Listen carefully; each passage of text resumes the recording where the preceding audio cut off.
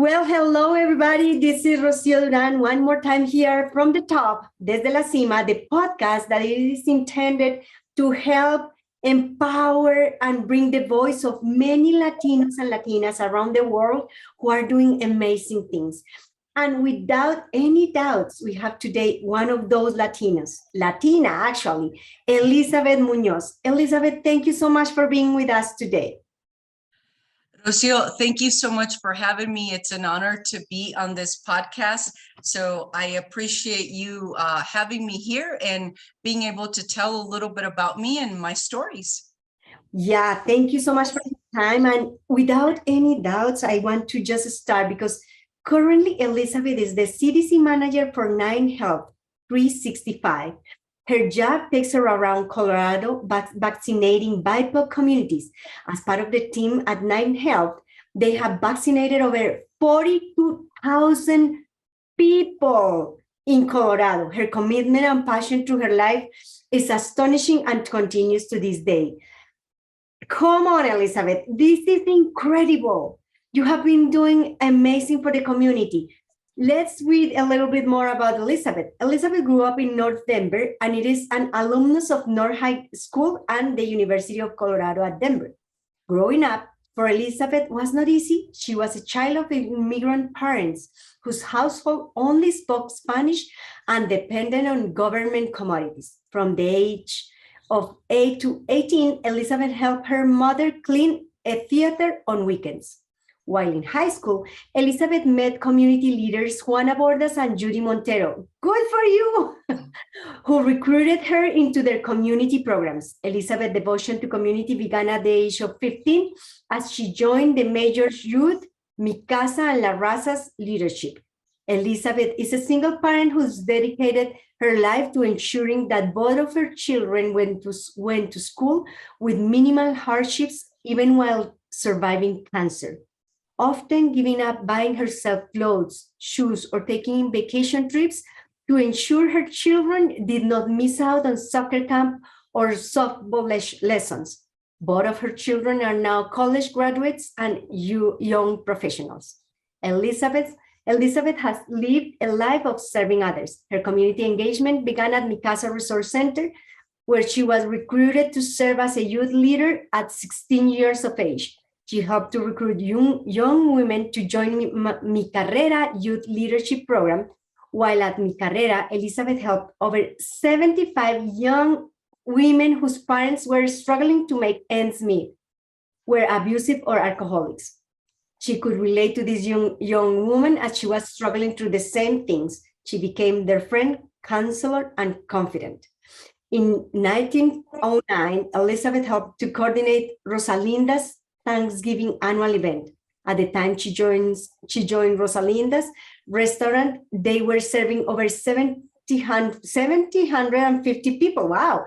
Due to her commitment and leadership to the Aguirre family, by 2015, the meal served grew to over 5,000. She served as community chair till the restaurant closed in 2015. In 2018, Elizabeth received the Esperanza Award from the Latina Safe House for her commitment to Latina survivors of domestic violence and their families. She started a committee member in 2014, often chairing their yearly fundraising event and volunteering her time to the annual golf tournament.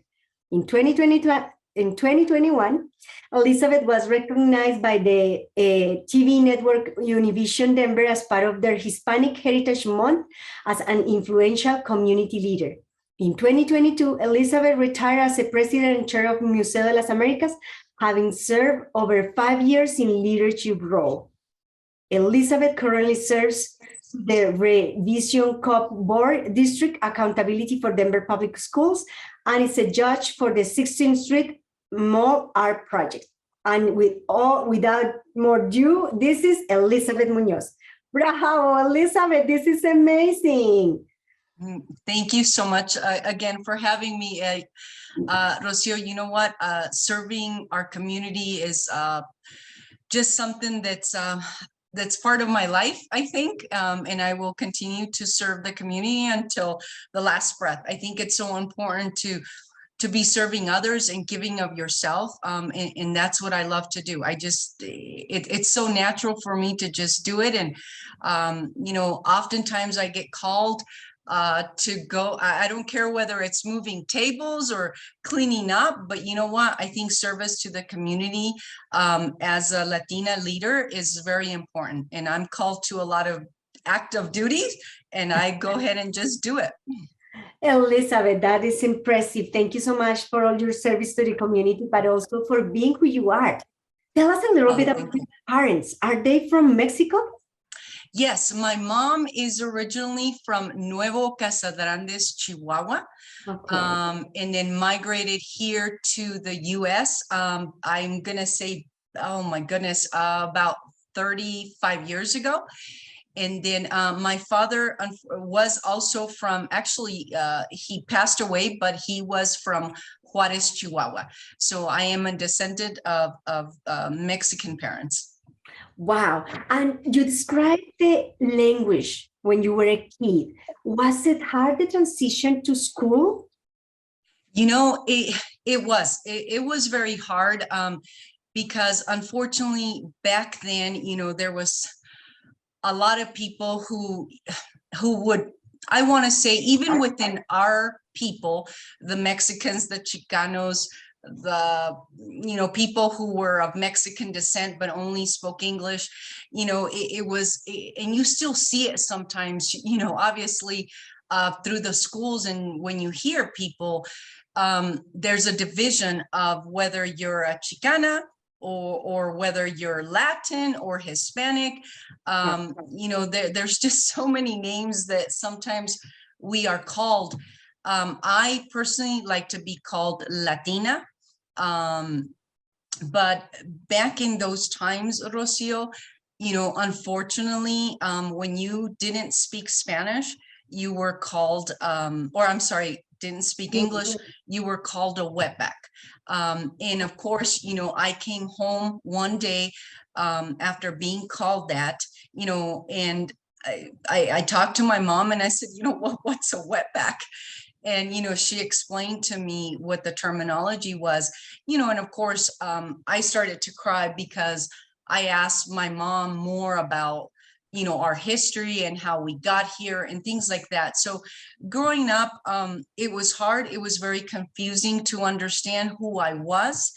I think it was until I was in high school that I met Juana Bordas. And I joined the Mi Carrera program that started my journey on being educated on who I was.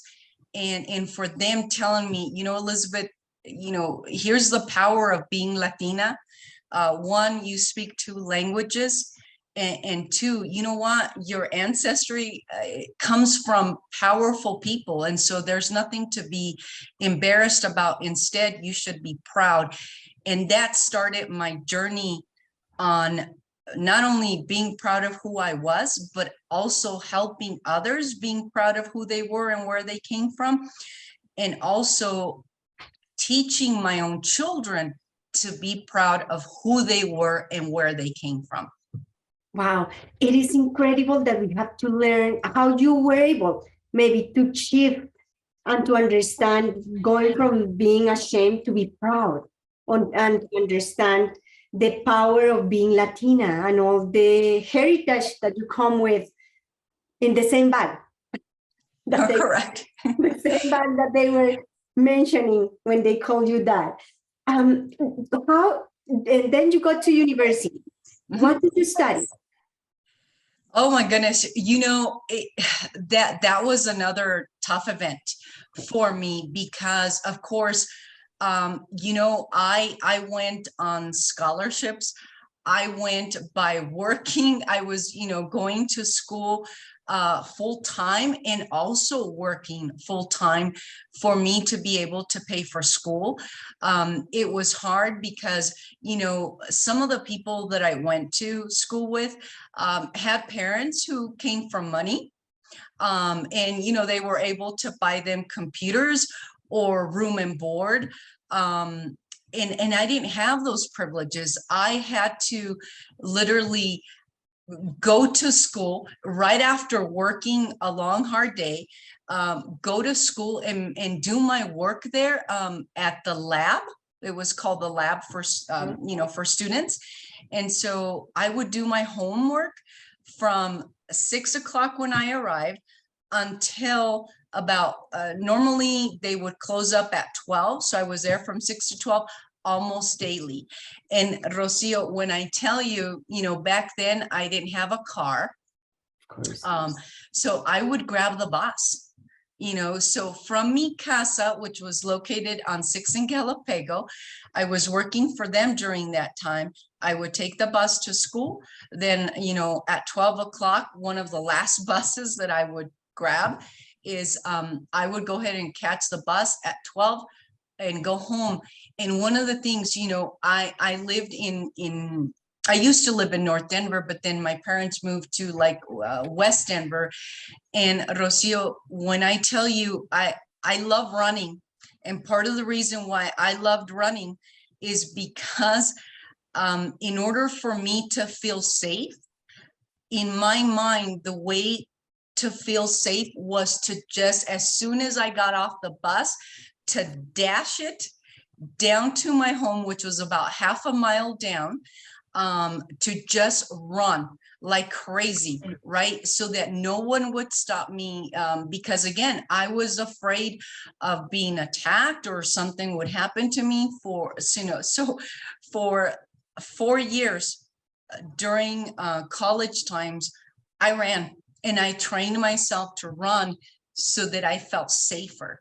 Because I felt like if I ran, nobody's going to stop me. And I would never pay attention to anybody that would say, hey, or anything. I would just run like crazy. Wow, that's impressive. What keeps you motivated? Because you had all the reasons to quit, to say like, I'm exhausted, this is dangerous, I'm getting off school or work really late. I don't know, many reasons to quit. And yet you continue to run and to finish. What kept you? What was the reason?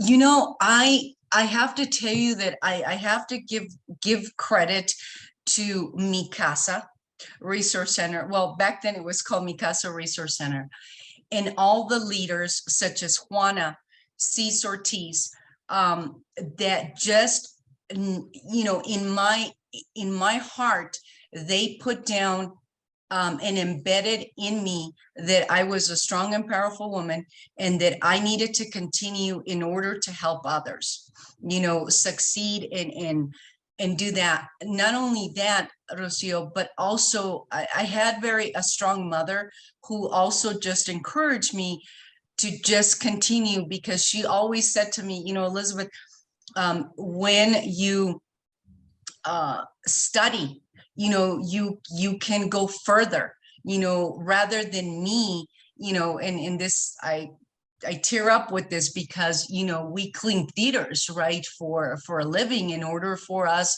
to be able to have food in the table. And she didn't want that for myself nor my sisters. Mhm. And so, she really encouraged me to continue my education so that I would not live in the way we did, but I also have to say that having a strong, because no matter what, whether you have an education or not, I think women who are strong, my mother was very strong, and she never, no matter what, Rocio, we were going to have food in our table. And I want to say to the women out there that, there's nothing to feel bad. There are so many women out there that, they give up their life, they give up everything to have kids go to school, go to the university. And to me, they are still very strong women, even if they didn't get the chance to continue their education. These women to me are strong, and so I want to just encourage and give kudos to those mothers that are single parents, that no matter what, they encourage their kids to continue on and to be, and to serve like I have done. Like you have. Commitment is one of the things that I can read between the lines of what you are saying, the strength, the commitment to continue, and how focused you were. Did you have doubts? And what helped you through the doubts? I did. I did have doubts because, my writing abilities, because the program, I was in the political science, I wanted to actually be an attorney. And so I took the route of political science, because I thought, this will teach me a lot of great information to be able to then go into law school. And one of my biggest dreams was actually to go into law school and be an immigrant lawyer, because I wanted to help the community. However, my life changed a little bit due to my kids and getting married, but I never left. I want to say my neighborhood, right? I never left being able to help people, because I thought I may not be able to be an attorney, but no matter what, I can still help others. And so I chose that life of being a servant leader. But yes, Rocio, when you ask about doubt, absolutely. I think there was not one week that sometimes I felt doubtful. And part of the reason is because, you know what? There was times when I was so tired of running to the library and being at this lab in order for me to use, the computer in lab area to finish my work. There was times I was so tired and just wanted to just quit, because I was like, I need to sleep. But then the next day, it wasn't like I had the option necessarily to not go to work, right? Because work meant that they paid me and I can live off of that. But in my mind, I'm not kidding you when I tell you, every week there was a moment there that I said to myself, okay, Elizabeth, you know what? You can do this, but at a later time, start working more, get more jobs than I already had. And build that money and then go to school, right? I mean, that was, to me, in my mind, the better option, or just quit. But I also kept in my head all the leadership that I went through at Mi Casa. And I kept thinking, I can't, I gotta push through. And even though there was times when I was so tired, I would sleep for a moment and put my head down, either at the library or at the lab. You know what? I had to convince myself, no, you're stronger than this, Elizabeth. I really did. I had to convince myself and talk myself through that process and say, you've already gone through 2 years, another 2 years, you can do this, and so it's kind of like, I think of you, when you do these running events, and when you do, what the Iron Woman or the Iron Man that you just did, it's those little steps, Rocio, that get you through the day, right? It's one more step that you got to take in order to make it.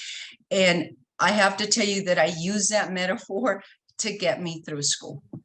And did you have somebody on your side that was like on your ear, pushing you or inviting you or motivating you? Or it was you talking to yourself saying like, okay, I'm tired, I'm going to sleep for 5 minutes here on my desk, and then I'll continue? That's a really good question. I always felt like I had all these wonderful women and Latino leaders that, still are here today, that in my head continue to talk to me, but also the motivation of just thinking of what my mother had gone through and in my life experience, growing up, that it helped me motivate myself to just keep going, because I knew I just wanted to help people. So just all of that encompassing helped me to get through those steps. So yes, all those women, Juana, and other leaders in the community were in my head, just pushing me, even though they weren't there physically at that moment. In my head, what they had instilled in my heart was to keep going, but also just thinking of my family and wanting to do things to help others also just encouraged me. Wow. Elizabeth, and can you tell us, do you remember a moment in your life that you feel like this is worth it? A moment where you feel like, yes, I'm doing this. A moment of where you feel really proud of you, and can you share that moment with us? You know, I've been through a lot in my life. So a couple of moments aside from the education, I went through cancer. It was lymphoma cancer in my neck. And so, during that time, one thing that pushed me a lot was thinking of my kids, right? Thinking of Isabella and Franklin, thinking, they're still at a young age. They're both, going to school. And so, I could have easily given up, and said, forget this cancer, and I'm not, just forget about, doing all the things that you got to do when you go through cancer. But you know what, Rocio, I have to say that, again, having my kids and seeing how afraid, seeing their faces and how afraid they were when I had to tell them what was going on in my body and my health. It was a moment of just thinking, you know what, I'm going to survive this and more because of them. And I have to tell you, thank God for so many great friends that were there at the hospital every time I got infused. Every time I got an infusion, I had so many wonderful people around me that, you know what, I was never alone, right? But the other thing I have to tell you is that I didn't want to show my kids sometimes how much it hurt. When you get infused, and especially, and I can't remember what the clinical thing is, because aside from the infusion, you have to have white blood cells injected to you like on the second or third day once you get the infusion. And I'm going to tell you, Rocio, you having ran, what you just did, your body is in shock. I ran marathons, and I've climbed mountains and stuff, and your body just hurts, your bones hurt a lot. So with that injection that I have to get after having chemo, I want to tell you that it's the equivalent of having run a marathon or climbed a mountain. Your body hurts and you cannot move. So what I would do is I would get infused on a Friday because I knew that then I can stay in bed. And you really, we shouldn't take any medication, right? Because it's just not good. But anyway, I would stay, in bed on Saturday. And I would just tell the kids, oh, I'm just tired, but I never told them the pain that I truly was going through because I didn't want them to worry. And the other thing I have to tell you, every time I got infused, I don't like high heels, but I would wear high heels like this big, right? 6-inch high heels. And I would put on my wig and I would put on makeup. I hate makeup. I hate high heels.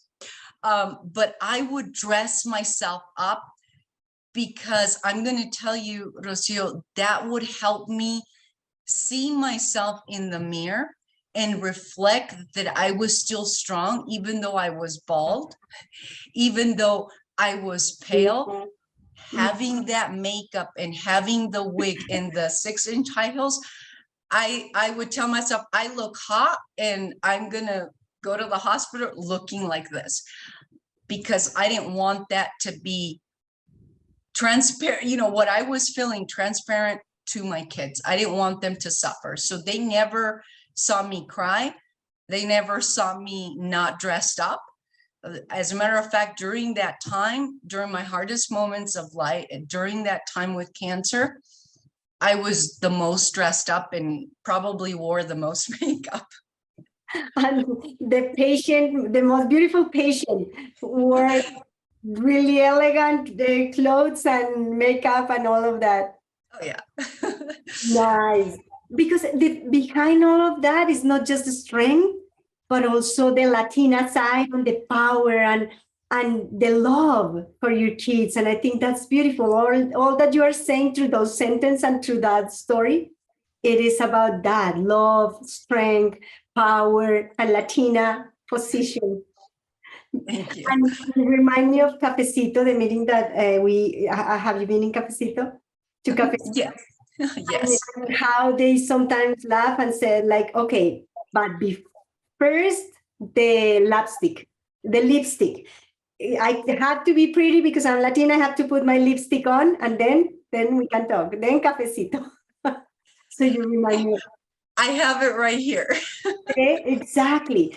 So I love it because it is all the love to your kids. How do you think they see you now, or they remember those times? Because that's what you wanted to transmit, the strength that they don't suffer, that trying to make them maybe the situation invisible to them. But have you talked to them about now about those times? Yes, you know, and when I've taught, you know, because I did at one point or another, I had to, you know, because my daughter wrote a story at school about what she felt having a mother who had gone through cancer, right? So she wrote a big story about it, and so she interviewed me, and she asked me, Mom, you know, what did you go through? You know, and I had to be very honest with her and tell her, you know, even though inside there was moments of silence and crying, you know, because I kept thinking, I am the most, one of the things I have to share with you is that, you know, I'm a very healthy eater. And so I kept thinking to myself, what did I do? I would literally look up at God or go to church and pray and go, Lord, I eat healthy, I run, I hike, I do all these right things, right? And then I kept thinking, and then you give me this, you know, but anyway, you know, yes, there was a lot of moments when they weren't here, you know, I would cry in silence, but then I would encourage myself that, you know what, I did have that protection from God and that things were going to be good. And right after that cry, I was fine. But when my daughter asked me, what did you go through? You always seemed like you were fine. And I had to tell her, when you guys were not home, those were my moments when I had to talk to God and just simply go, why? And I would cry because I was like, look, I'm a servant. Sorry, I'm tearing up a little bit. I'm a servant leader. I eat well. I do this. It was like, why me? But you know what, Rocio? I think after my third cry and talk with God, all of a sudden I got this, I want to say this reflection inside of me that said, why not, Elizabeth? Seriously, why not? Because you know what, if there's anybody that can take a message and that can help others, it's going to be you. So you know what, and if there's a moment that you can talk to people and encourage them, that you know what, that sometimes we can go through a lot of things, but we can still continue to have faith. We can still be empowered. And you know what, I continued to work. I was working at MoneyGram International. I missed not one day, Rocio, of work, not one day. So I wanted to be able to deliver that to others, to encourage others that even at your lowest moments that you think are the lowest moments, Rocio, I have to tell you that they were also my highest moments, because I had to, there was a power inside of me that said, Elizabeth, you cannot, you can continue, you are powerful and you can continue this journey, and you will be able to empower others. Wow. Again, being able to shift the coin and to see the other side. Elizabeth, you mentioned something that for many of us is very important, which is faith. And for me, what I was reading is you becoming the messenger, being able to read what is the message that I am being part of, and able to understand the message and to understand you were the interpreter of the message for the community, which is kind of the way I am reading the situation and taking faith to the next level. Can you tell us more about your experience with God and this faith that you are saying that was with you all the time, helping you through these hard moments? Yes,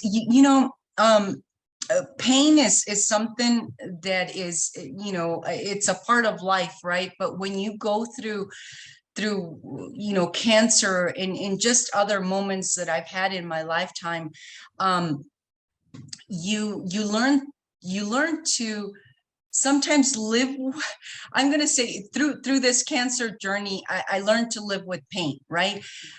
But one of the things that I would encourage people is, the faith has a lot to do with that. It does help to know that there is light at the end of the tunnel, and taking that faith, minute by minute, thinking of, you know what, this, I just have to make one more step, right? It's like climbing. When I climb mountains, or running, I think about this, Rocio, is, you know what, I have to have that faith because I know God is part of my journey, and I know that he was there the whole time, but I had to just take one more step.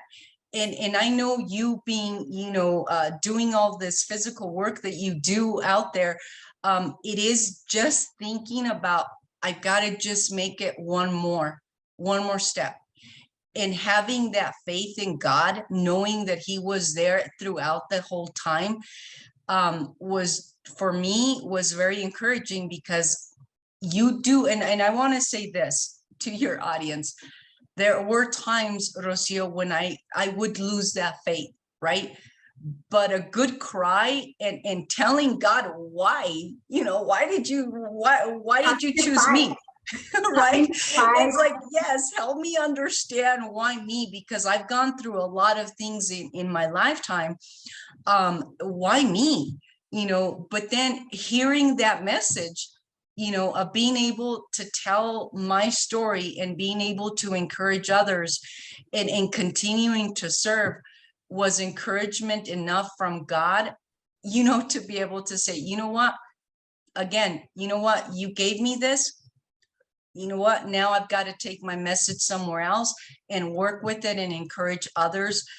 So, in there's a lot of things that I do behind the scenes that people don't know about. But yes, I do work with women, and that have had cancer, or not only cancer, but just other things, and I don't post those things, and I don't do anything, because that's nobody's business, right? But one of the things that I have to say is that I think, there's a lot of people that will come to me and say, Elizabeth, this is going on with me. Can you talk to me about this? And it doesn't even have to do with cancer. It has to do with other things. And it's very, it's just weird that they have chosen me when I know that there's other leaders that they have, or friends, or family members that they can go to, but yet they call me. I've gotten calls at 1 o'clock in the morning from people that I know have phone numbers, or friends that can also help them. I get that a lot. They'll call me, and so I don't know if it's just I project something, there's something about it, right? And it's, you know, that maybe I project that, you know what, I will be there for the people, and I will be there for anybody, you know, that needs help or needs to talk about anything. Wow. Wow, that's beautiful, because that's the messenger, being the messenger, able to bring the message, whatever the message is that the person will need. So thank you also for that. Elizabeth, and if you, I have a question here in my mind. If you were in front of the 8-year-old Elizabeth that came to this country and was struggling with the language and all of that, what would you say to her now? Oh my goodness, that's a really good question. I never thought about that. What would I say? I think that I would say continue with faith, because that's important. And I don't mean necessarily religion, but I mean God, or the universe, or Buddha, or whatever, people may be encouraged to worship, right? Because I think that that's open, to people to do what they feel more comfortable with. I would tell myself to continue with that. And you know what? And I'll be honest, I don't think that I would tell myself to change anything, because one of the things that I know now, Rocio, is that, you know what, the things happen, a lot of things happen in our lives, but I'm going to tell you, you just continue to grow and just continue to be stronger. So one thing that I have to tell you is, we were talking earlier, that I, coming down a mountain, Manitou Springs, I had a brain stroke. As a matter of fact, it was 2 blood clots in my brain. And you know what? Because of that, I want to say connection to God, and my willpower to just be a survivor, I went blind, during that time. This was about in 2019. And I walked with my son down the Manitou Springs halfway. So it's half a mile. I walked with him blind, and I told him, son, I was thinking I was just I didn't think I was having a stroke. I'm like, what? That doesn't happen, right? But I told my son, I said, oh, I'm just having a migraine headache. I'm used to having those. And so my son was calling my daughter going, oh my goodness, I don't know what's going on with my mom. Of course, they called the doctor, and, they told him, you got to take her to a hospital. But being the stubborn person that I am, and the strong-willed person that I am, I was like, oh no, let's just go down the Manitou Springs. I told my son, just tell me when to step and just kind of count for me, right? I'll hold your hand. And so yeah, I'm not going to encourage people to do that, right? But for me, knowing, that God is there watching me all of the time, I was just like, I'll be fine. You know what? And we walked all the way, or skipped, or whatever I had to do, all the way Manitou Spring with me completely blind. I couldn't see anything. And then, I was able to make it to the hospital, and, and save my life. But Rocio, it took me 5 hours to actually go to the hospital, right? You have to have this medicine within an hour, the most 2. So to tell you how much I believe in God is it's hard to even tell you how much, because I just knew I was going to be okay. And the doctors were like, oh my God, she's functioning and she's still talking, and she has 2 blood clots in her brain. They couldn't understand why I was still functioning, and that I had survived after, 5 hours, had climbed a mountain, came down it blind, and all this stuff. They were just amazed. When my kids tell the story, they cry, but then, they laugh at it as well, right? Because it was just, it was just having a faith that I was like, oh, I'll be fine, So Elizabeth, yeah, it's just so me. you know, and the Exactly. doctor. So yeah. For the ones who are listening and they don't know, Manitou Springs is there is a climb which is more than 2,000 steps, and really the hill is really intense. And then of course, as it is intense going up, going down is even worse. So she's describing how she was able, because she knew that it was going to be okay, that everything was okay. She was able to walk downstairs all the steps, blinded, with the help of her son. It's incredible. Just describing it is incredible. And I have to do things that I want to mention from that experience. One is that it is amazing. Just told Elizabeth. Told Elizabeth. The other one is one step at a time. I think that's a beautiful thing to learn about that, what you are saying. And it is that faith, one step at a time, the next one, and then the next one. And then just knowing that it was going to be okay, that you didn't even need to rush it, that it was going to be okay. You know what? When I look at it, when I think about it, Rocio, it's crazy, right? To not have paid attention to my kids, because my son Franklin kept going, Mom, we have to go to the hospital. The hospital is right there. Let me call an ambulance. Let me do this. And I kept telling him, son, everything will be fine. It was this spirit in me, Rocio. That's why I tell you, I have this blind faith, right? That I don't even understand it myself. But it is a blind faith that I have, that I just knew everything was going to be fine, you know. So when my kids and the doctor and, you know, my own doctor called me and said, Elizabeth, you got to get to a hospital. My dog Levi, who right now is in the other room, he was younger. And I have to tell you that when I was walking inside the house, my dog doesn't bark, you know, unless it's a stranger or something is happening. Hopefully he won't bark right now while I'm saying that. But I have to tell you that the dog started to bark as soon as I walked into my house. And he doesn't bark, let alone me, right?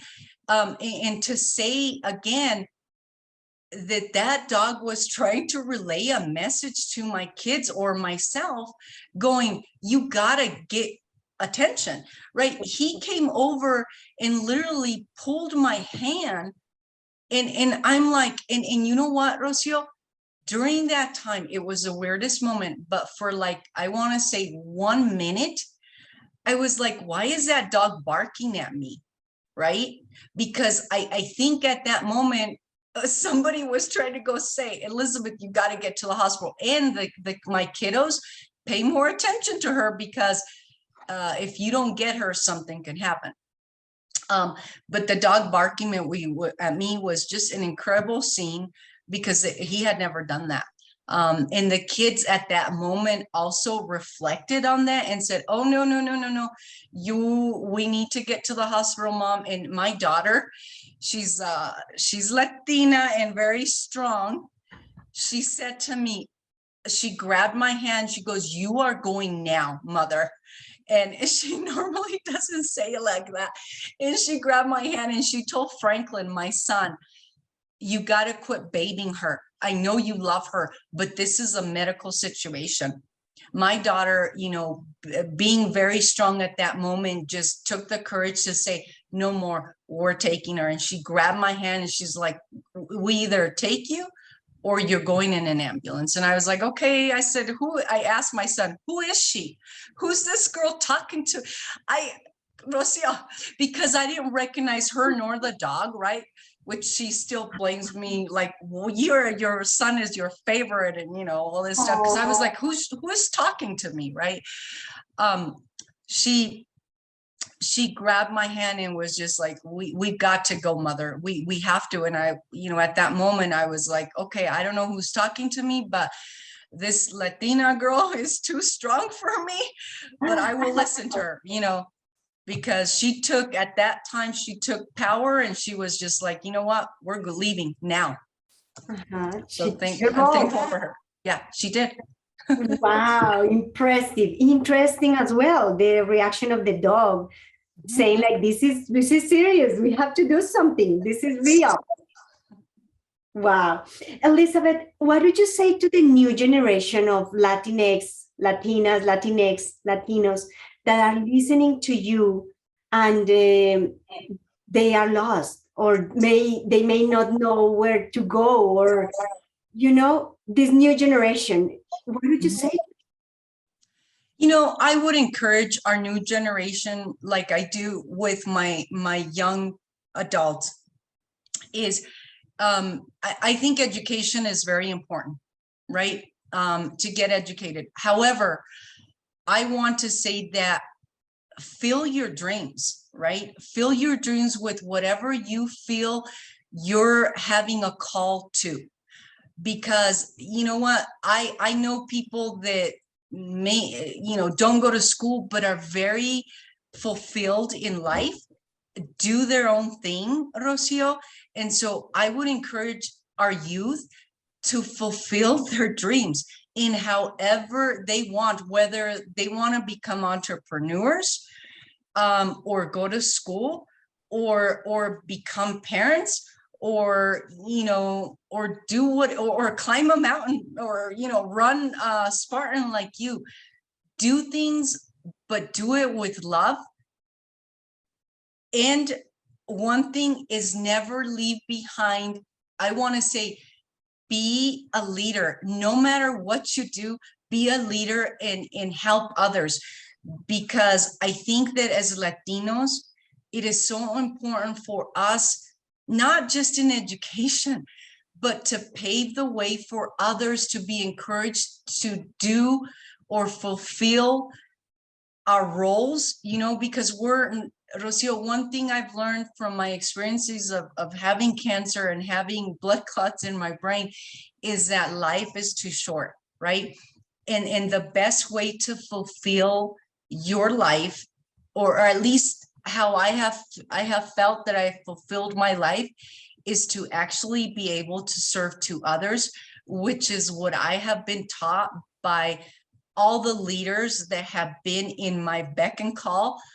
That is one thing that I would stress, is be a servant to others, serve to others, help them, lead the way, no matter how. Because it doesn't have to, you know, you don't have to be a graduate and have a master's and a doctorate, Rocio, to be a servant leader. You can do that at any time. You can help other people. And if I can encourage that to, you know, to the young folks out there, that's what I would say. Oh, wow. Thank you. Those are many words in just one sentence, but beautiful. I want to take the time. I collected some of them, if you allow me to read them. And I want to go back one step and say, like, just serve others, be a leader, be a servant to others, fulfill your life one step at a time, faith, just understand that it's okay. I think those are key components of what you said, Elizabeth. Thank you so much for your time with us today.